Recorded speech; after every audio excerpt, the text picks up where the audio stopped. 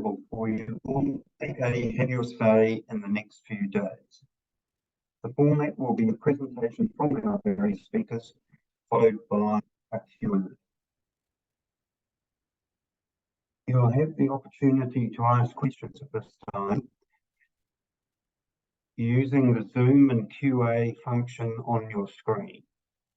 Please remember that we've got a limited amount of time to get through everything, so we'll need you to keep questions to the point. If there are a lot, we may not get to all of them, but we will try our best. All members of the audience will have their cameras and microphones disabled. Any comments or questions that are disrespectful or off topic will be dismissed. So joining us tonight, Councillor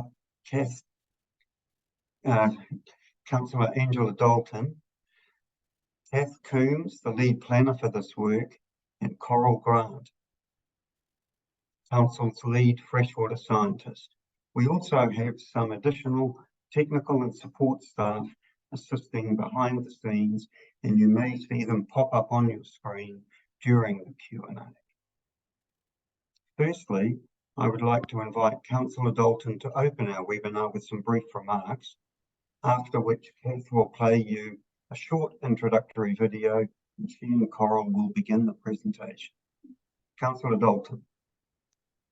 Ngā mihi nui, Warren. Thank you for introducing us tonight. And kia ora everyone, tēnā koutou katoa. And thanks for attending this webinar this evening. As Warren said, I'm Angela Dalton. I'm the councillor for the Manurewa Papakura Ward, and I'm also Deputy Chair of the Planning Committee to Councillor Richard Hills, who is our Chair. And we're overseeing the preparation of plan changes and action plans to implement the National Policy Statement for Freshwater Management. So high quality fresh water, especially in Auckland's urban areas, is important to all of us. It's important to me, to my family, and my local area. And we've regularly been involved in community cleanups in many of our streams, in particular the Papakura stream. And it would be great to see even further improvements in this stream. So I strongly support this planning project to deliver both short and long-term changes. So welcome along tonight. It's an opportunity for you to find out more about the MPS FM project, so you can then provide feedback on if you think that we're going in the right direction. And I'm sure you'll enjoy the presentation by our team. They've done a huge amount of work and continue to do a huge amount of work. So please take the time to ask questions, and also please do submit your feedback to us. Thank you, Warren. Back to you.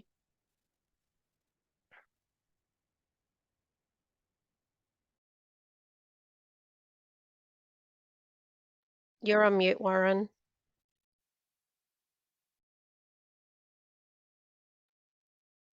Right.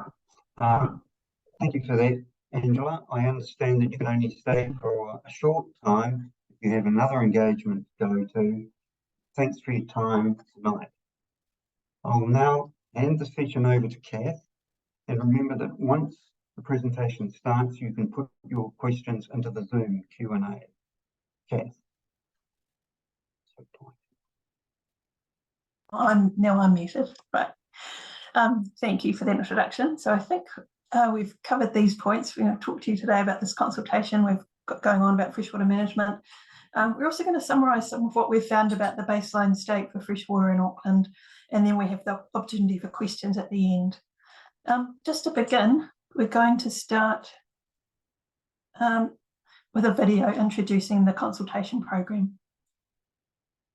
Kia ora, Coral Grant toku ingoa. I'm Coral Grant, I'm the lead freshwater scientist at Auckland Council.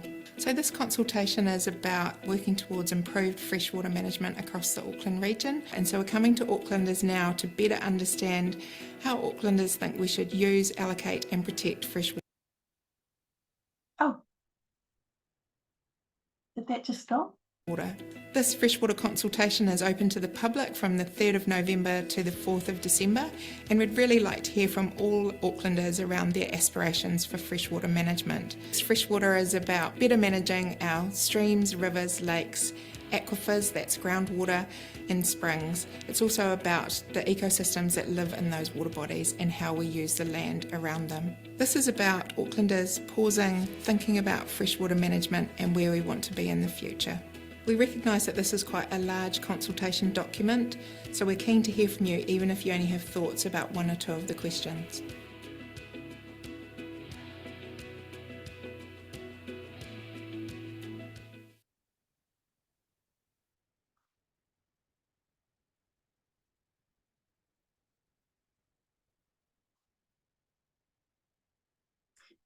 Thanks. Coral will come back a bit later in the presentation. So just to introduce what we're addressing today is these causes of waterway degradation in Auckland. There are many different rivers, streams, lakes and aquifers that are not as healthy as they once were. This is a result of urban and rural activities having a negative impact on our water quality and the ecosystem health. The consultation will help us decide how to manage all these different activities through controlling changes in the Auckland Unitary Plan for controlling things like discharges to water, takes from water, and activities on land that affect the contaminants that go into our waterways and affect the ecosystems there. The National Policy Statement for Freshwater Management is one part of the government's Essential Freshwater Programme. So this was introduced in 2020 as a package with several other different mechanisms shown in the smaller circles there, all with this general aim of restoring and protecting the health of our waterways. The whole package aims to stop further degradation of freshwater, to start making improvements, immediate improvements, so that water quality improves within 5 years, and then to reverse past damage to bring our waterways and ecosystems to a healthy state within generation, which is generally seen as around 25 to 30 years. The NPSFM is a mandatory national direction. We must give effect to it in our planning rules in the Unitary Plan. And the RMA specifies that we have to do a plan change by December 2024 to give effect to this requirement. It applies to rivers, lakes, streams, wetlands, groundwater, and to the coastal waters to the extent that they're affected by the fresh water. It relates to water quality, water quantity, and to the ecosystems in those waterways. It's related to other council programs going on at the moment to do with storm recovery and resilience. But this program itself is not about storm recovery. It's about meeting this government requirement that we address water quality, water quantity, and ecosystem health issues. The fundamental concept of the NPSFM is Te Mana o Te Wai, which is about putting the health of the freshwater first. The core of that is this hierarchy of obligations. So first, we have to protect the health and well-being of the water bodies and the freshwater ecosystems, and then provide for the health needs of people, so things like the drinking water. And then in the third priority, the ability of people and communities to provide for their social, economic, and cultural well-being now and in the future. This framing applies to all decisions that relate to freshwater and how we manage it. There's also several other concepts that are part of this, set out as a series of principles and requirements, such that mana whenua are involved throughout the whole process, and things like taking an integrated approach, ki uta ki tai, so recognising the interconnectedness of water from the mountains to the sea. One of the main requirements of the NPSFM is that we follow this process of steps called the National Objectives Framework, where it's quite prescriptive in what we have to do of following all these things, of first setting out a long-term vision and then identifying which values apply in different areas, specifying environmental outcomes that we want to achieve for those values, and then setting out what attributes and flows will we be managing, and what will we achieve with those attributes, what state do they need to be in to achieve those outcomes. And then in the blue bar, it's what limits do we put on resource use, takes or discharges, and what methods can we put in rules and action plans to achieve all that. So the next few slides show how we're trying to follow this NOF process, as it's called, for the National Objectives Framework. A core part of that is specifying freshwater management units. So in Auckland, we're proposing to have 3 quite large units which reflect our major coastal receiving environments, looking at the Kaipara Harbour, the Hauraki Gulf and the Manukau Harbour. We are aiming to have one set of region-wide rules with integrated and consistent planning provisions that work across the region, but with having targeted management responses, processes and provisions where it is needed for special sites and features. So taking an approach of minimising the complexity as much as we can, but recognising that in some cases it is needed.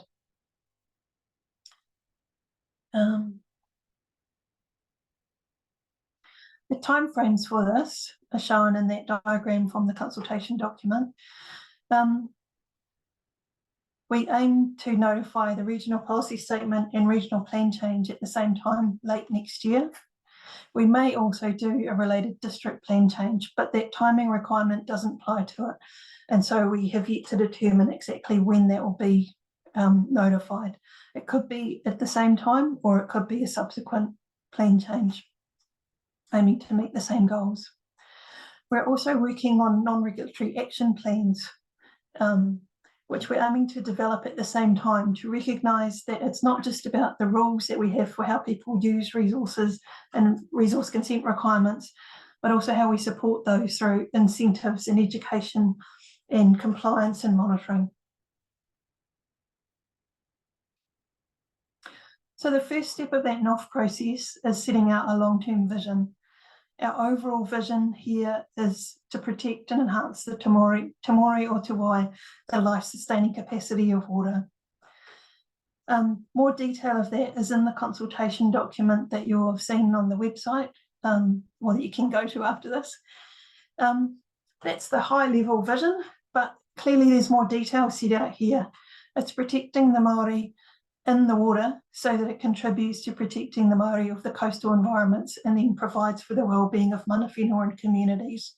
And then we have these 3 timeframes set out of a set of things that are underway or easily achievable by 2030 and will then continue into the longer timeframes. By 2040, we're seeing some improvement. That's our aspiration for what we can do in the medium term. And then the 2050 to 2080 timeframe is our really long-term goals of what we want to achieve. So you'll see some points there, things like in the early phase, no net loss of streams and wetlands is no longer occurring. In the medium term, water quality is maintained, we're already good, and improved, we're degraded. So moving up from its baseline up to some improved state. And then in the third longer term period, the first point there, we've got all water quality from its baseline state up above any national bottom line wherever practicable. So we want people to go away, look at those points and say, is that your aspiration? Is that what fits with your understanding of how we can protect and enhance Te Māori o Te Wai for Auckland? The next step of that is looking at the values that are listed in the National Policy Statement and saying which of them apply to Auckland. So that table shows which are the compulsory ones, which must be considered, and then we have this alternate of action of possibly adding more. So we've done that assessment and said we have to apply all the compulsory ones there, 1 to 4. And of the ones that we must consider, they are all relevant throughout Auckland, apart from the hydroelectric power generation. And we are proposing to also add 2 more values to the unitary plan framework. One is amenity, recognising that a lot of Aucklanders value having healthy waterways, not because they're actually in the water having contact recreation, but because it's part of their local park or their local neighbourhood.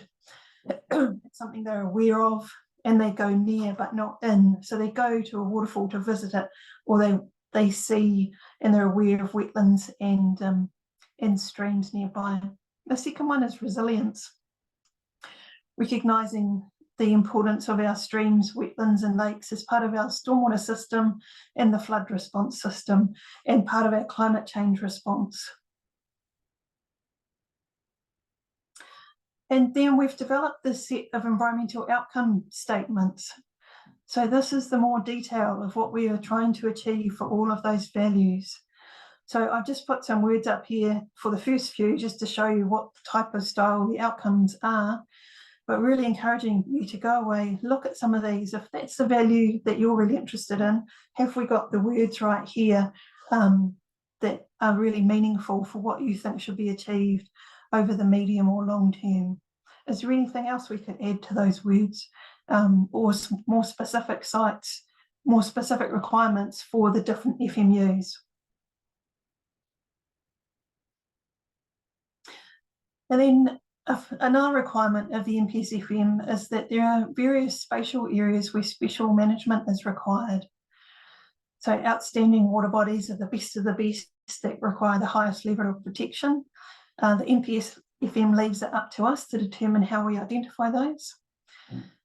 Natural inland wetlands, there's a requirement to map wetlands that meet certain size requirements, but we can also continue the current approach of mapping and having separate requirements for significant wetlands. We're investigating threatened species habitat, primary contact sites, places where people swim or have contact recreation in the water. And then we have special requirements around the Pukekohe specified vegetable area, where there's a particular issue with nitrates, which Coral will explain a bit further. Now, in terms of what we can do in those areas and what you can find out about them, there's more information in the consultation document, and you can also use this GIS viewer that's on our website in that same consultation page to bring up the maps. So where are all those sites? This map shows the outstanding water bodies. You see the blue streams and some of the green wetlands and lakes. And then those triangles are the proposed primary contact sites. So it will help to not just read what's in the consultation document, but also go and look at the viewer and say, that's what the list of sites in the document means in terms of where these sites actually are. Are these the sites that are of most value, that you think need the most protection or special requirements? I'll now hand over to Coral. Kia ora, Claire. And welcome everyone. So just in terms of working through a bit of the science and what the NPSFM means in terms of where the starting point is and how we grade how well we're doing across the region.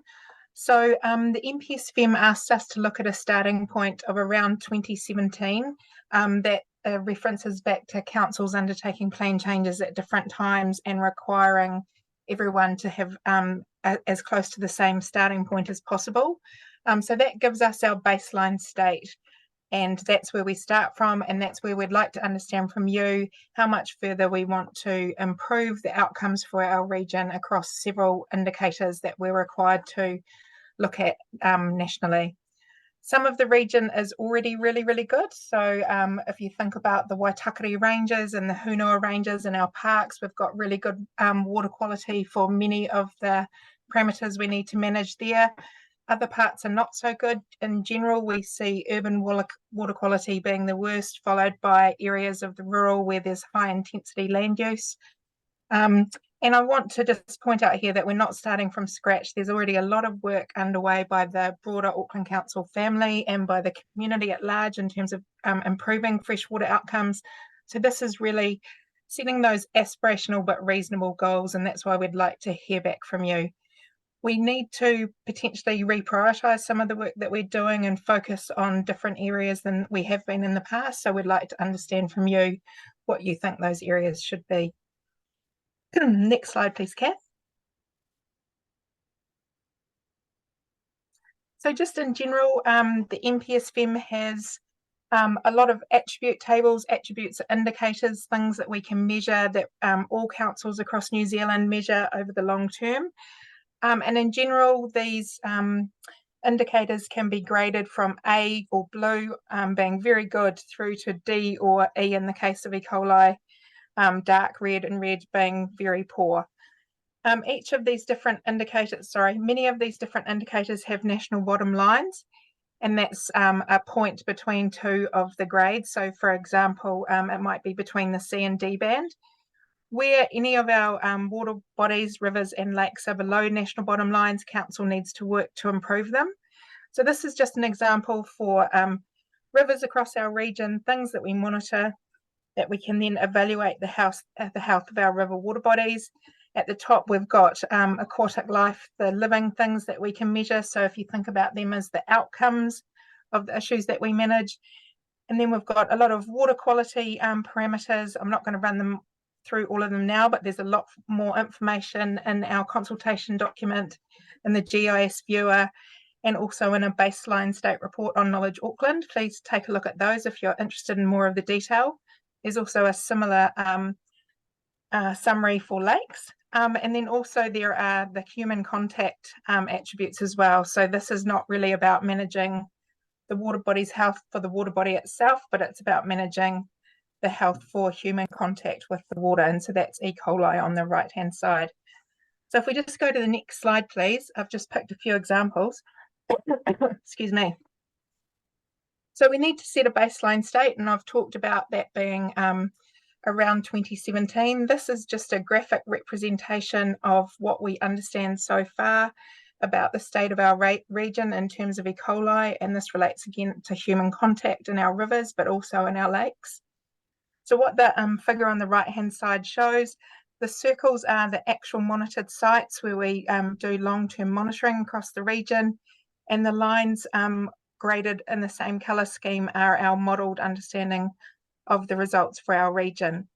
So E. coli is one of our biggest issues, most widespread issue across the region. I should make the point that there isn't a national bottom line for E. coli, but the expectation is that we will consistently improve through time to have more streams in the A or B state moving forward. Next slide, please. As Kath mentioned earlier, nitrate toxicity. So this is where levels of nitrate in stream in our rivers can be so high that it's toxic to in-stream life, for example, to some sensitive native fish species. And when we look and grade this across our region, we really see that it's predominantly only an issue in the Pukekohe area, where there's a lot of intensive vegetable production and use of fertiliser, which coupled with very well free draining soils and aquifers with geology that has a lot of faults in it, the nitrogen from that fertiliser gets into the aquifer and feeds back into the streams. This is also one area where, although there's a national bottom line, we also have an exemption. So central government recognising the priority of food production in this area has said that we can set targets below the national bottom line, but we still need to be showing improvement moving forward. Next slide, please. This is also an issue for Auckland, suspended fine sediment. So visual clarity is a proxy for suspended fine sediment. It's an indicator of freshwater quality. The national bottom line is between the C and D band. So D on this map is failing the national bottom line. You might look at this and think this doesn't really marry up with the picture that I think for the Auckland region in terms of how we need to better manage sediment. But one thing to take note here is that although it may not require us to do huge change for achieving the freshwater outcomes, we also need to look at those connected coastal environments, our small estuaries, for where the sediment load ends up. So we've still got further work to do there to be able to fully articulate the amount of sediment we need to manage moving forward through this process. Next slide, please. And then again, some of these issues can be seen as a rural issue, but there are also urban issues, and some issues are across urban and rural. So we've included dissolved copper and dissolved zinc as water quality parameters to help identify those issues in urban streams that we need to manage better due to copper from brake pads and roofing materials used in urban areas.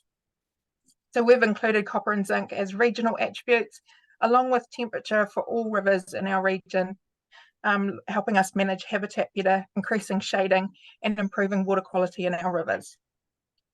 Next slide, please. Kath, back to you. Thank you, Carol.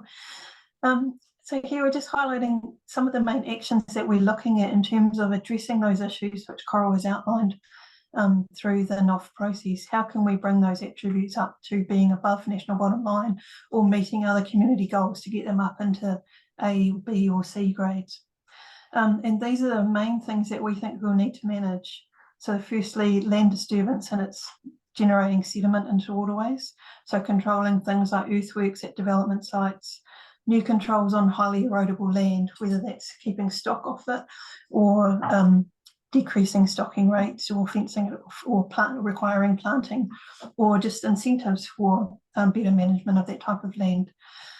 There's also rural land disturbance through general farming activities, and forestry management needs to be reconsidered in terms of how much sediment is generated during harvesting activities.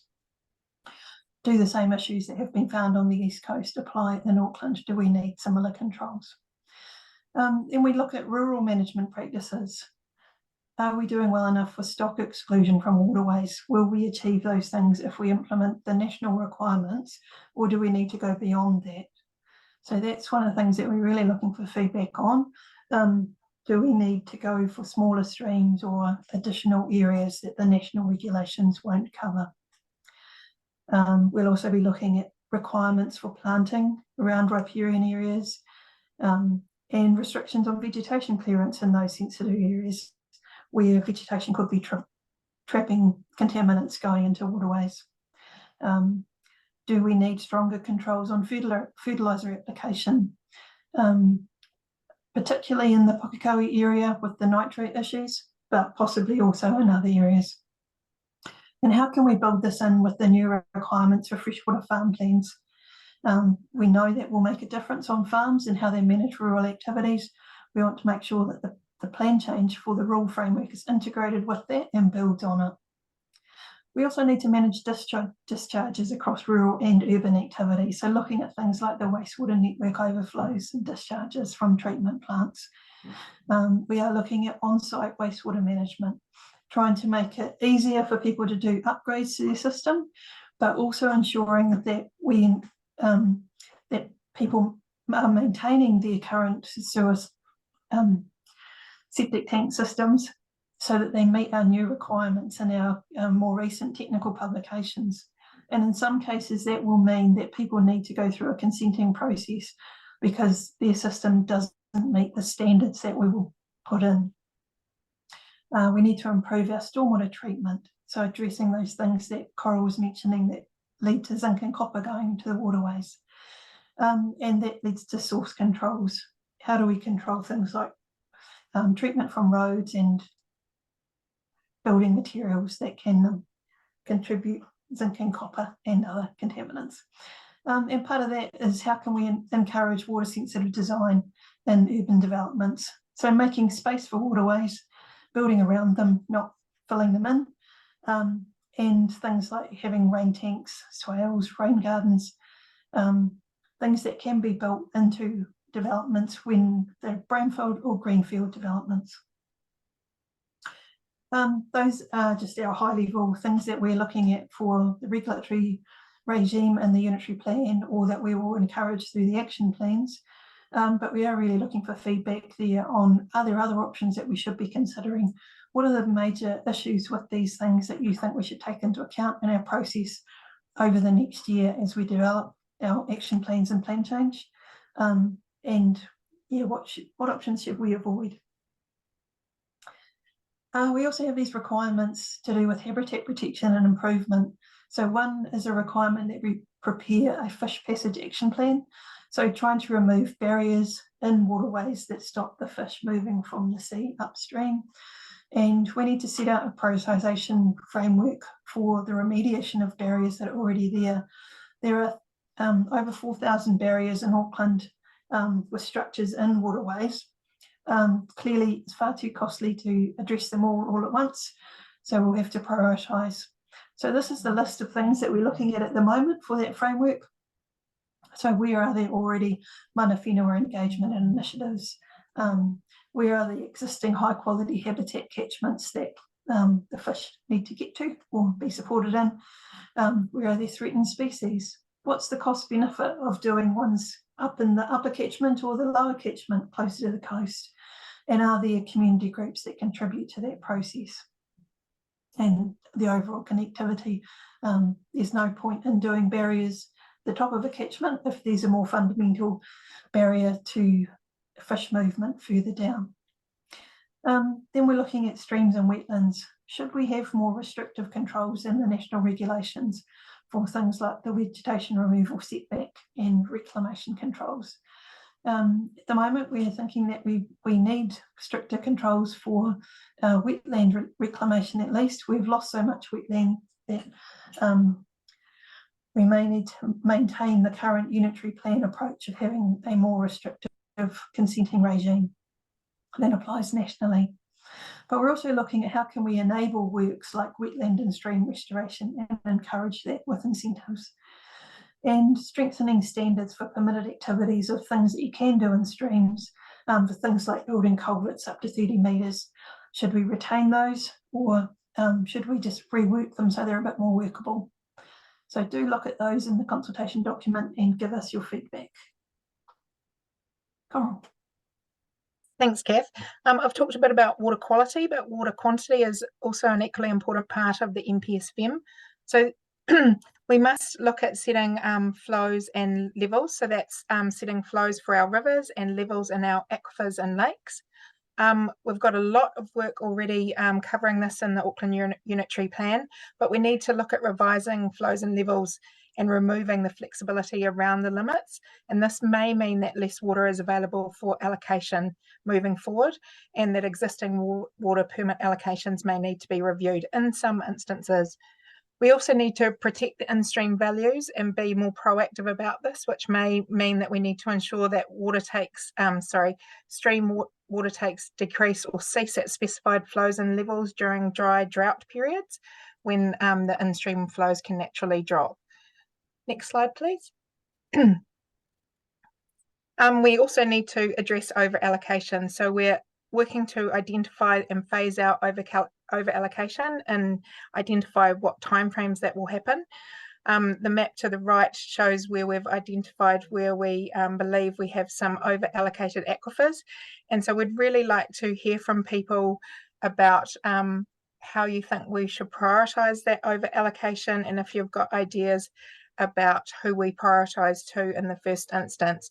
We're also working up an accounting system for our surface water allocation, but we don't expect that to be any more over allocated than our groundwater is.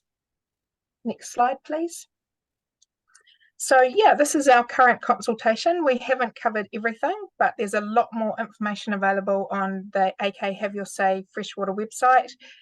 We've also got the geospatial viewer, where you can view things on a bit more of a place-based level, looking at your surrounding rivers, streams and lakes across your area.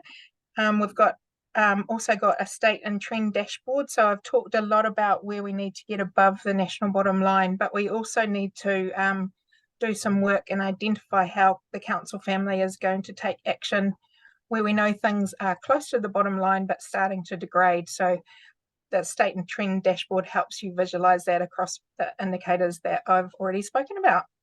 So yeah, thank you. Back to Warren. Thanks for that, Kath and Coral. It's now question time, so I'll just remind you to put any questions that you have through the Q&A function, and we'll be able to, they'll come through to me there. So the first question that's come up is a question for Kath.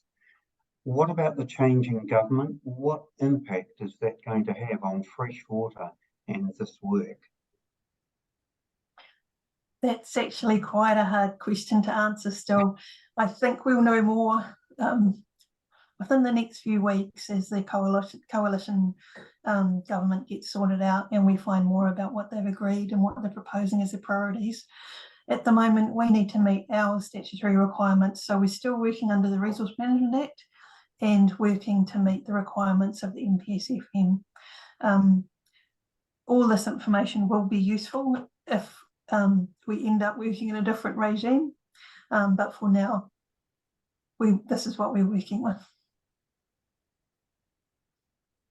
Thanks for that, Kath. It is a bit of a forecast into the future, and nobody is really too sure at the moment. Next question is for Coral. How quickly is Council really going to be able to improve the quality of our water?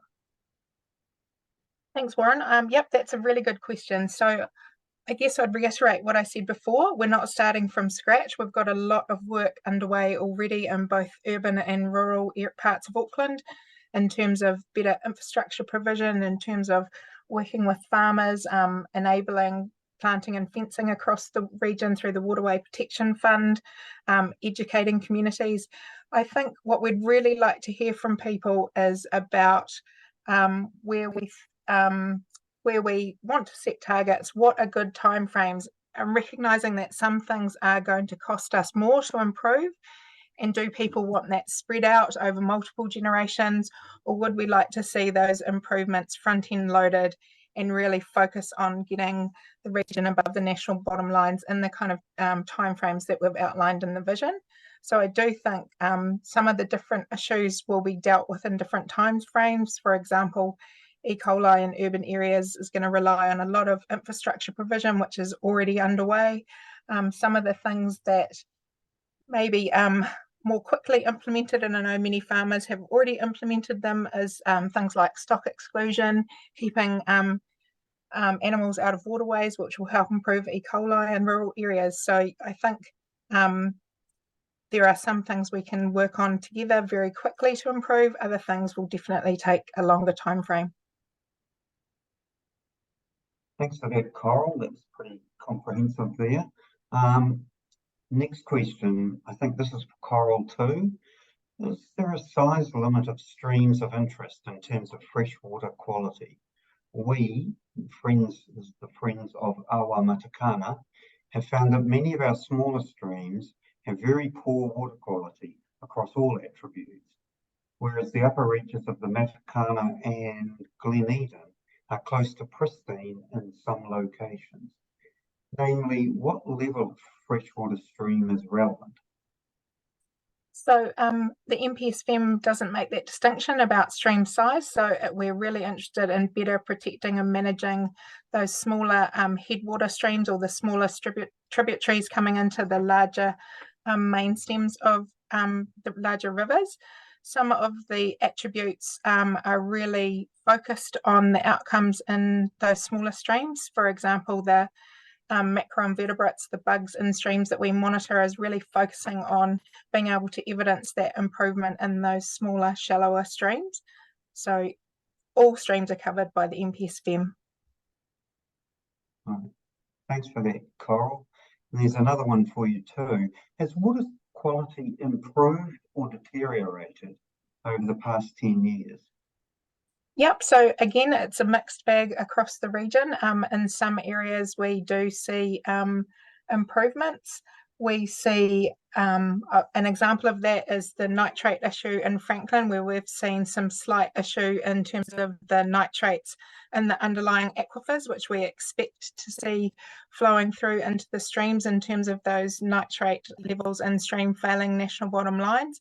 We've also seen some improvements in terms of copper toxicity in some of our urban streams, but then in other areas we are seeing some degradation across those different parts of the region.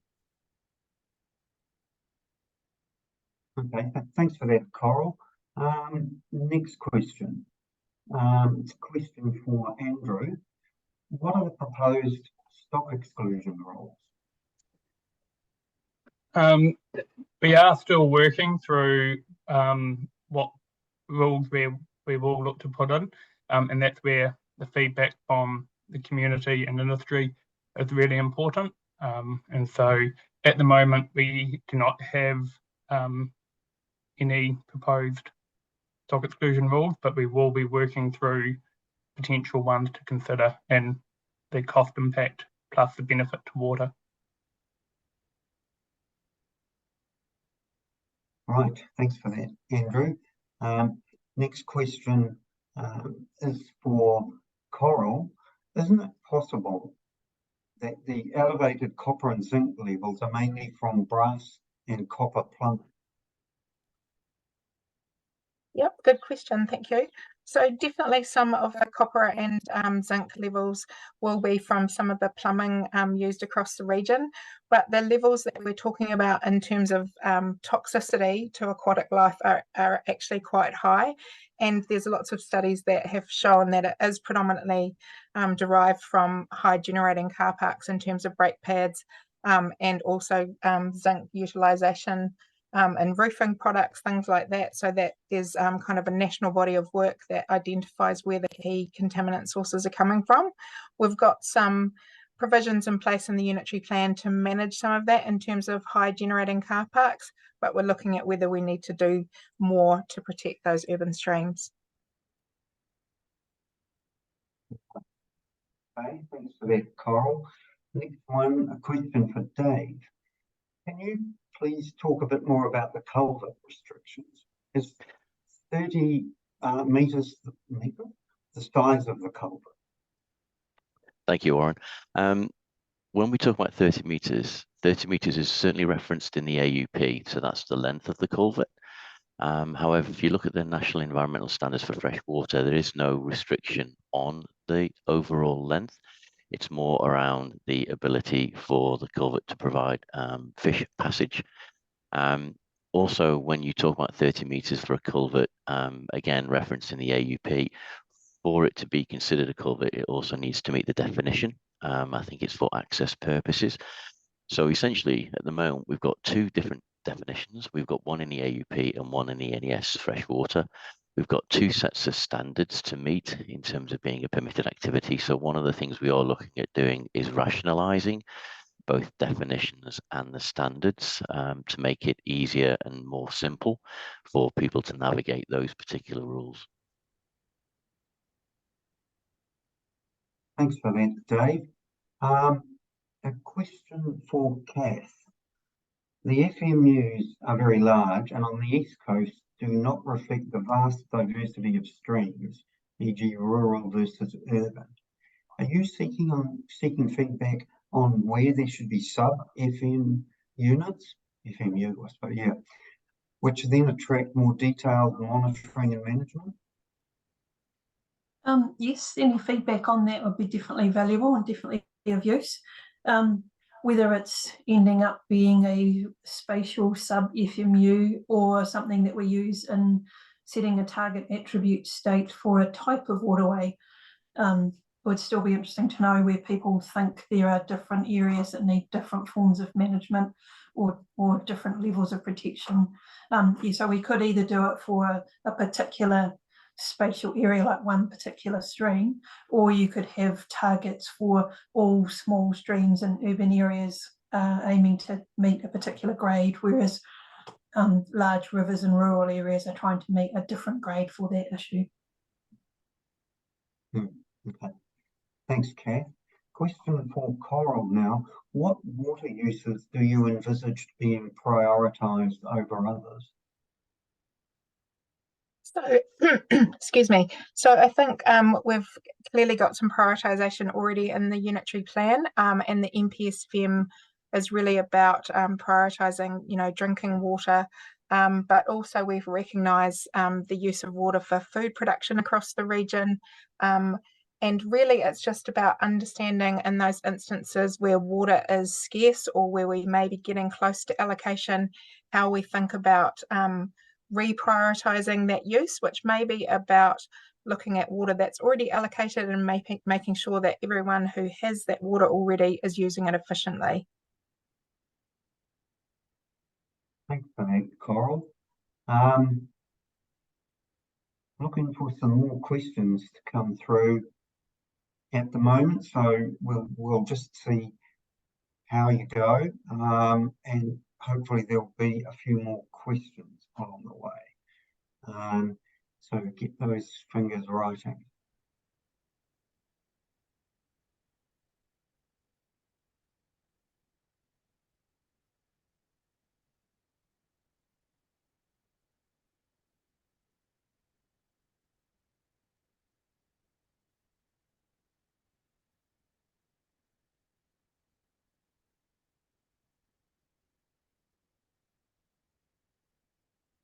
I see a new question has come through now. And I'm not sure who would be answering this one. Water health now supersedes other considerations like social and economic. Is that an NPS decision? And maybe that's Coral. Sorry, Warren, could you just repeat the question for me? Sure. Water health now supersedes other considerations like social and economic. Is that an NPS decision? Yes, so the NPS does ask us to balance those social and economic considerations as well. The national bottom line set that kind of minimum level that we need to achieve. And then within that, how we set targets, the timeframes that we set targets, that really can reflect both the social construct for the region, what we agree as a community we want to achieve, and also working to make sure that people can still utilise resources to create a prosperous economy for our region as well. That's part of the reason for the Pukekohe special vegetable growing area exemption, so that we can look at still improving the water quality in those streams, but enabling long-term vegetable production in that area as well. I guess, thank you for that, Coral. I guess there's also the consideration of Te Mana Te Wai, which is the part about water health, I suppose. Water is a living organism as well, so that's part, and that's new within the NPSFM. Any other questions coming through?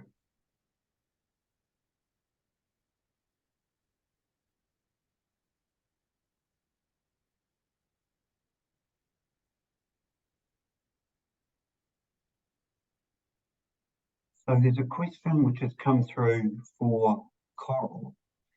You mentioned the need for more work on sediment transfer into the receiving environments. What plans do you have in this area? And are you seeking feedback? Yep, so we're looking at doing some modelling. So if you think about setting the targets for freshwater outcomes, the NPSFM also requires us to consider those connected receiving environments where we can evidence the impact of freshwater. So we're going to look at those smaller sub-estuaries in our main harbours and along the coast, and actually work to understand if the requirement to achieve outcomes in those harbours means that we need to manage the load, not just for freshwater, but for those estuarine outcomes as well. We would love to hear people's feedback on that. When you're adding any additional comment, I think we've briefly mentioned that we're looking at the coastal receiving environment, but we'd love to hear from people about that in terms of equally or not wanting outcomes to be achieved in that coastal environment. Right. Thanks for that, Coral. Any further questions? Oh, here's one for possibly Coral as well. What role will mana whenua play in monitoring and consenting? Yeah, I can start to answer that, and perhaps Kath, or I can start to answer the first part of the question, and perhaps Kath or Dave could come in on the second part in relation to consenting processes. So we are working with mana whenua across the region to help guide and shape our NPSFM program, and we are working to understand how Mātauranga Māori knowledge and monitoring from mana whenua groups can be incorporated into our understanding of baseline state and then our evaluation moving forward for the region in terms of how the environment's improving. In terms of monitoring, we would really like to see capacity and capability for mana whenua groups to do more across the region, which I know that they are already heavily invested. Kath or Dave, do you want to respond to the second part of that question around the consenting side of things.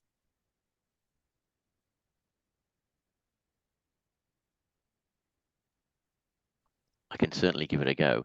Thanks, Dave. That's okay. Oh, Kath is there. Thank you, Kath. You can help me out as well. I think it touches on the National Policy Statement for Freshwater Management and the hierarchy of obligations, which includes one particular objective and then is supported by a number of policies. And one of the main policies there references Tangata Whenua are actively involved in freshwater management, including decision-making processes, and Māori freshwater values are identified and provided for. So that's decision-making processes. At the moment, there is a particular process in place in terms of resource consent where we have a threshold of activities, and depending on whether or not that threshold is exceeded, we engage with Māori, with Tangata Whenua. I would anticipate a similar process, but a lot more work involved in that. But the other thing we need to be aware of as well is making sure that Tangata Whenua are appropriately resourced in order to be actively engaged in the decision-making process. Kath, is there anything else? No, those are the core parts of it. There are many things that we could do in terms of action plans of greater resourcing for mana whenua to have the capacity and capability for being involved in monitoring. Coral's already said some of that. We could put more guidance into the unitary plan too about processes of when people need to have mana whenua involved in their consenting processes and what matters would be considered. So maybe we could clarify those requirements by making them more explicit within the plan change. Yeah, that's a good point. I'd also say that there are a number of other regional councils who are perhaps a little further forward in this process than we are. So we are also talking with other regional and unitary authorities to see how they're managing this particular part of the NPSFM, to see what they're doing, to see whether or not we can actually learn any lessons from their initiatives. Dave, a second part of the question has come up there saying what thresholds that will be for the consenting regime at the moment. Do you know when a cultural impact assessment is needed for freshwater? No, the only one I seem to recall is any applications involving the reclamation or in-stream works. That's the only threshold I can think of at the moment. I'm sure there are others, but I couldn't really answer that question fully. We'd actually have to go back and read the provisions to be clear on that one. Yeah. Any more questions at all? If not, we'll close it fairly shortly. Kath or Coral, are there any final remarks that you'd like to make? I'd just like to jump in, Warren, and say we recognise that some of the document, the consultation document, is quite technical, but we'd love to hear from everybody, even if you can't work your way through the entire document. We'd really love to have your thoughts, even if you don't want to work through each of the questions, and especially if there are parts of the document that are particularly important to you. You know, please don't feel like you need to fill in the whole thing. Just give us your thoughts about any parts of the consultation in terms of freshwater management. And if there are things that you would like to have your say about that aren't in the document, then please add those in as well. Kath, is there anything you'd like to add?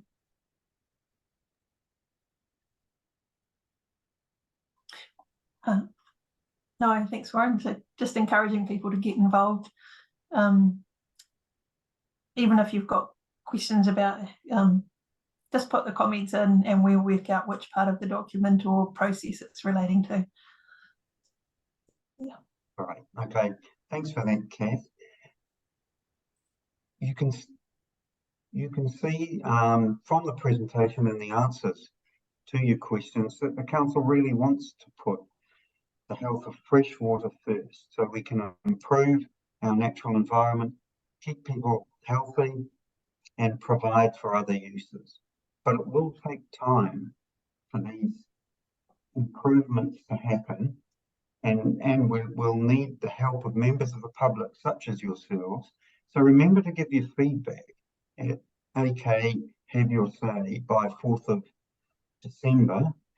I'd like to thank the staff for attending and thank the audience.